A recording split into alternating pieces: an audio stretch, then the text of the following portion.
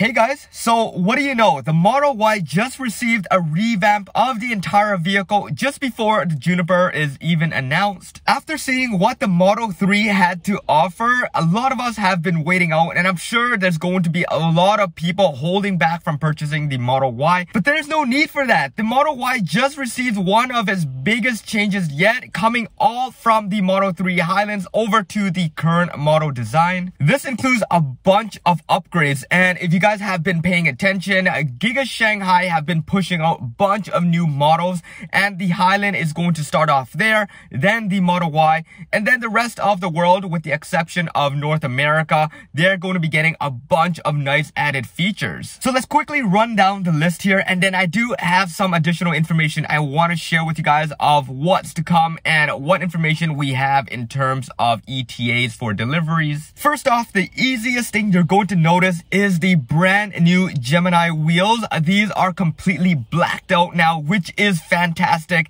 I know a lot of people that are driving around Vancouver here decided to spray paint their silver Gemini wheels, which honestly I would have done myself, because the current wheels as we have right now are just sold back in the days. I don't like anything silver, to be honest, and that's just me, but there are a lot of you guys that prefer silver over black, so it's all really just preference. So yeah, that's going to be the most obvious change when you do see a brand new Model Y driving down the streets. That looks so much stealthier than what we have right now. And next on the list, this is extremely important. A lot of us have been asking for this, and especially with my recent road trip on the Model Y, it just sounds incredibly loud when you're driving above 100 miles per hour. What I meant to say is kilometers per hour. Even at 100 kilometers per hour, that's roughly around 62 miles per hour.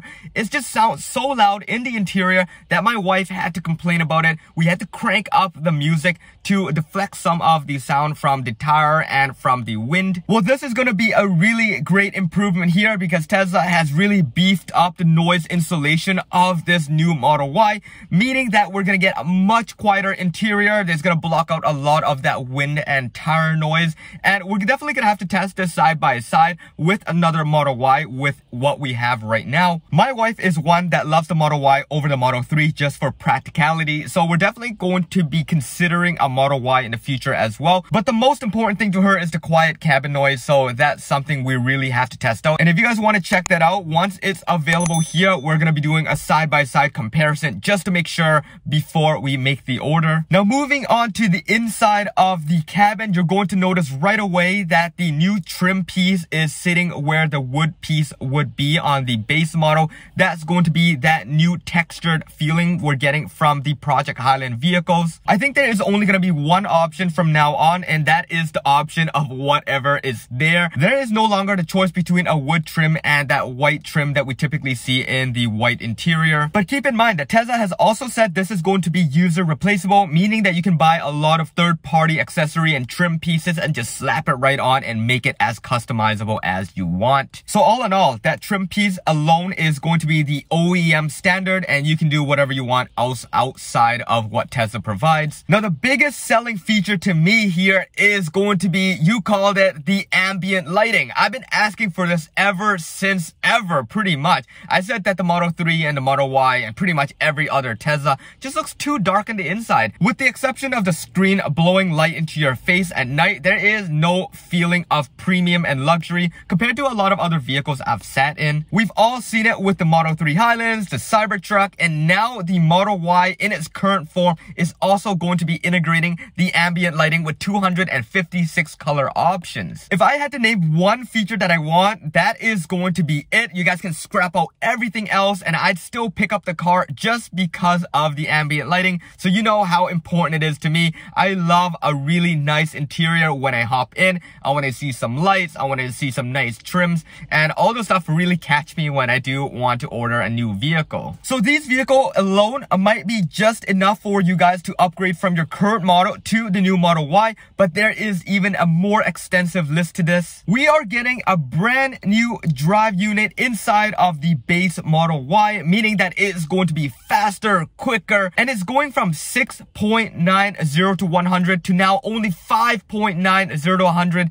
And if you guys convert that over to 0 to 60 miles per hour, we're going to 5.8 seconds. So an extremely fast vehicle even for the base model. I see that Tesla for once is going in the right direction. You guys know that they've been removing a lot of parts on the inside of the vehicle, on the outside of the vehicle. They've also been making the vehicle slower overall, at least for the base model, slowly creeping up from 5.1 to 5.3, 5.9, and the Model Y going to 6.9 seconds. It really no longer is considered a quick car anymore. There are a lot of ICE vehicles that are just as quick or even quicker. So yeah, Tesla dropping it down a full second just brings it up another level, and now there's really again no competitor to the Model Y. Now speaking of the Model Y, it's quite odd now if you guys didn't pay attention. The Model Y base model is actually quicker than the base Model 3. So even with a lot more material, a beefier car, much heavier car, somehow is faster than the Model 3. I'd give it about a month before Tesla updates the Model 3 to be a little bit quicker than the Y again. Alright, so that's all nice and dandy, but let's keep in mind that this is not the complete refresh. This is not the Juniper version that we've all been anticipating and all been talking about. This current vehicle right here with all these nice features are going to be bringing a lot of the features from the Model 3 Highlands over,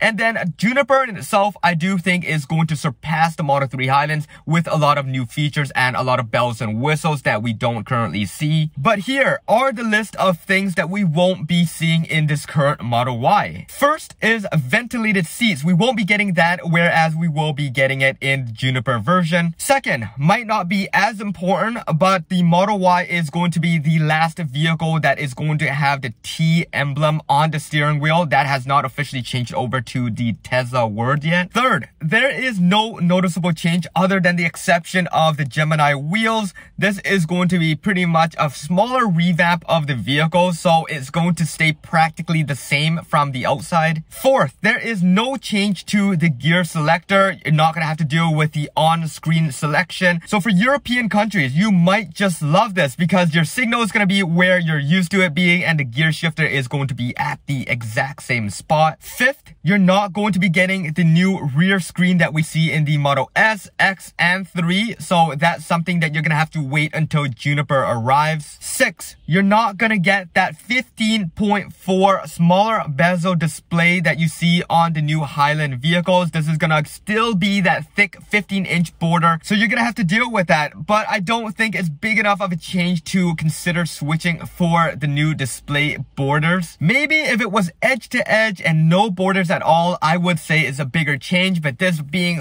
ever so slightly smaller, it's like going from the iPhone 14 to the 15 and saying that it's extraordinarily small. It's just not it. You're not going to get your mind blown there. So that's something to consider. 7, you are not going to be getting the new blind spot indicator that we've seen in the Model 3. So you're going to have to rely on whatever the display is, and you're going to have to shoulder check and look at the side mirrors. And then for the final one here, I don't know what's the deal. I don't know why Tesla has chose to do this, but we are not getting the ambient lights in the back seats. It's only going to be in the front dashboard and the front doors. So that's something that you're going to miss out and having to wait until Juniper arrives. Now, it's very sad to also say, but the Model Y that's launching in China with these upgrades are not going to be getting hardware 4. Tesla has officially confirmed this on Chinese social media, which they're very active over there, that it's still using the old hardware 3 with the ultrasonic sensors and no radar. Now keep in mind that the ultrasonic sensors on the Model Y has never left China, so they've always had this system, which in my personal opinion is so much better than Tesla Vision, so they're so much happier being where they should be. This is completely different than what's happening in North America at the Fremont factory. They've switched it out and no longer using the ultrasonic sensors.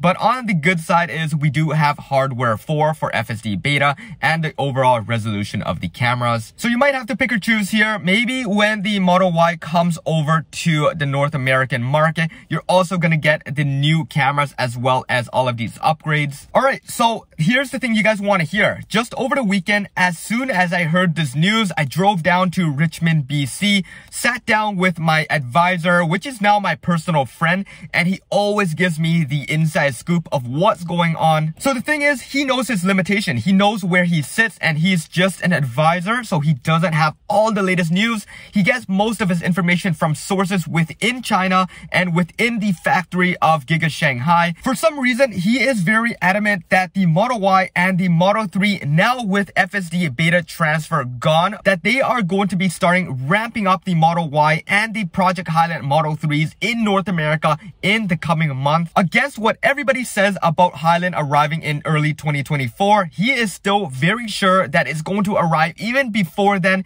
He just wasn't able to officially let me know who and where the source came from, but that's what's going to be happening. Now, one additional thing he did tell me is that he works in the showroom in Richmond, BC, as I've mentioned, and he said that he's been hearing a lot of talks about advisors preparing for the Model Y and the Model 3 announcement. This is coming directly from his managers. So there's been a lot of things going on inside of the showroom. There are managers, are advisors that are interested in purchasing the upgraded models themselves. So they are waiting for that, and they clearly do want to get as much information as possible. But from what he's heard over just simple talks, that they are preparing for the Model Y and the Model 3 to arrive in the showrooms this year. Now, I don't want to get you guys' hopes up, so I don't want to say anything is official. Nothing is confirmed, and there is no update to what's going on with North American market yet in terms of coming directly from Tesla. We are all solely just left in the dark here, but here is my thought on what's going on.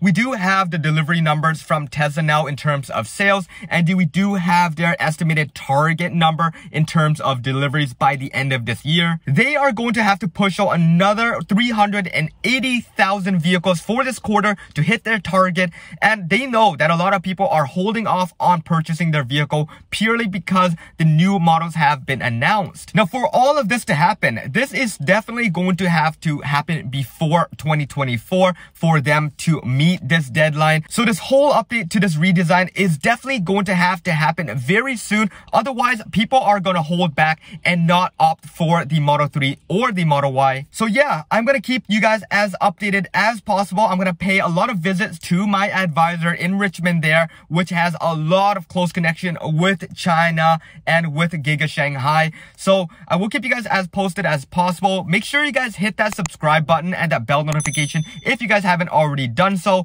and follow me on Twitter or X at HeyJohnE. That's where I'll provide information outside of YouTube. That's where you guys can chat with me, and if anything ever happens right on the spot, I will update you guys there before I update you guys here. So make sure you guys subscribe to both so you don't miss out on anything. And then here's the final update on my situation with this.